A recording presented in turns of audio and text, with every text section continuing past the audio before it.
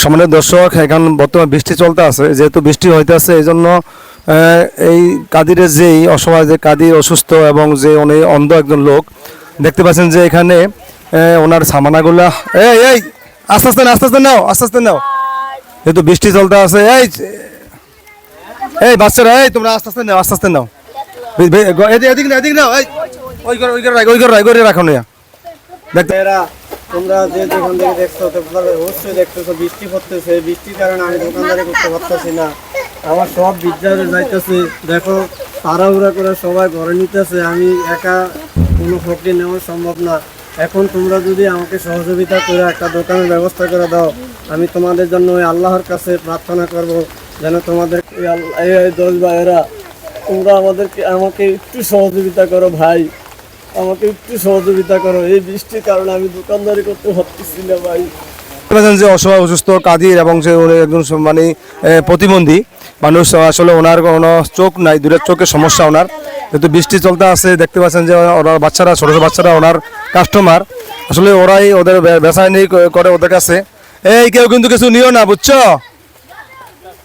তো এই দেখতে পাচ্ছেন যে বৃষ্টি চলতে আছে, এখন বৃষ্টির কারণে মাল সামনা করে ভিজে যাচ্ছে। আসলে যদি কোনো ভাই বা সুহৃদবান ব্যক্তি যদি অসহায় এই পরিবারটা দিন তাকিয়া যদি একটু সাহায্যের হাত বাড়িয়ে দিতেন তাহলে হয়তো কাদির অনেক ভালো হইতো।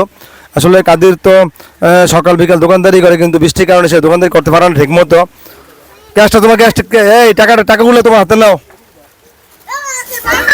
দেখতে পাচ্ছেন যে বিভিন্নভাবে বাচ্চারা ওকে সাহায্য সহায়তা করতে আসে। একেবারে বৃষ্টির দিন আমরা চলে আসছি ওদের বাড়িতে, তো এই বৃষ্টির কারণে সে দোকানদারি করতে পারে না।